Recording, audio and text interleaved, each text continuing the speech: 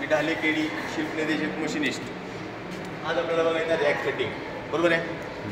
Rack cutting operation. Rack cutting कशासाठी करतात?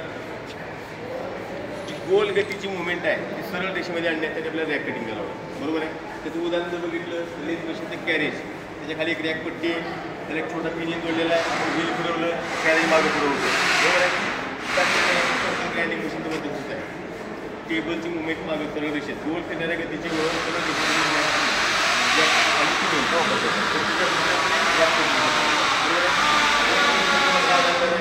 मला मी एक जॉब दिला आहे, त्याची साईज आहे 100x40. बरोबर आहे. तर त्याच्यावरती आपल्याला असे टीथ कट करायचे.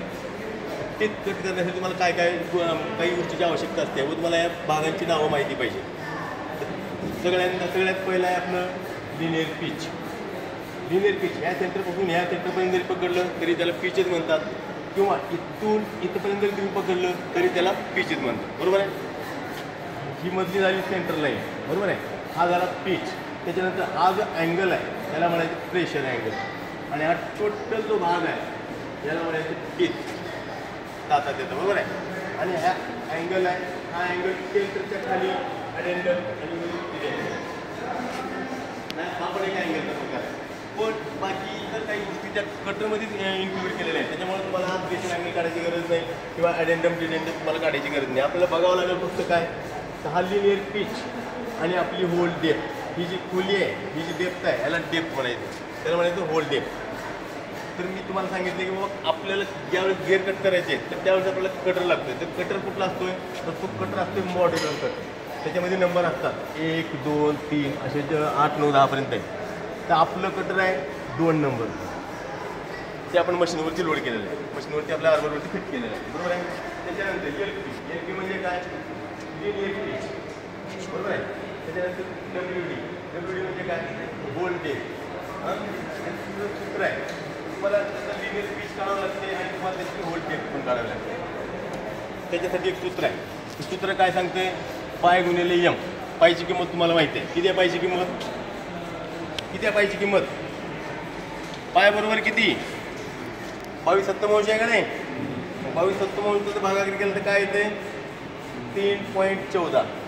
बरोबर आहे. गुणिले यम सांगितले. यम म्हणजे काय सांगितलं मी तुम्हाला, यम म्हणजे मॉड्युलर कटर. त्या कटरचा नंबर, आपलं कटर किती नंबरचं आहे, 2 नंबर. किती येईल याचं उत्तर मग, 6.28. बरोबर नाही, 6.28. ही आपलं काय आलं, एल पी आलं. तर आपल्याला होल डेप्थ काढावी लागते. होल डेप्थ किती आहे मग आपली, त्याचं सूत्र काय सांगते, 2.25 गुणिले यम. यम काय, यम किती आपलं मग 2 तोच आहे. याचं जर गुणाकार केला तर किती येईल उत्तर आपलं, 4.50.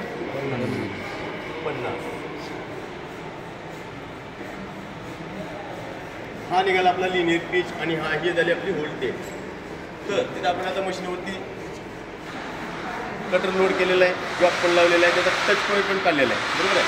तर आपल्याला करायचं काय अजून, तर आपल्याला अगोदर डेप्थ द्यावी, 4.50. 4.5 डेप्थ केल्याच्यानंतर मग मशीन सुरू करू. त्याच्यानंतर एक टीथ कट झाला, दुसरा टीथ कट करायच्या अगोदर आपल्याला एवढा पिच द्यावा लागला, 6.28. चला मशीन